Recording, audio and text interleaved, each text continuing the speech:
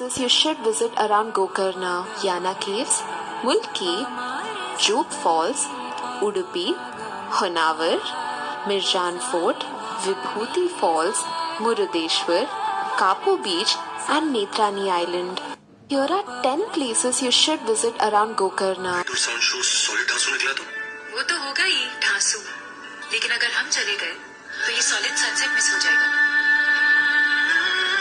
जितना भी ट्राई करो बनी, लाइफ में कुछ ना कुछ तो छूटेगा ही।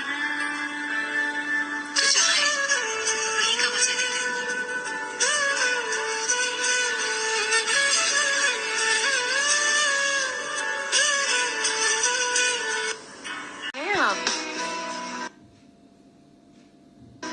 हम वहाँ हैं जहाँ से हमको भी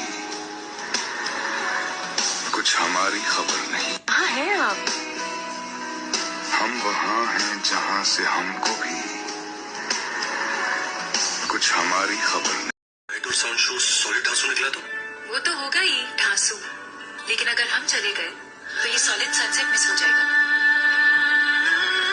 जितना भी ट्राई करो बनी, लाइफ में कुछ ना कुछ तो छूटेगा ही।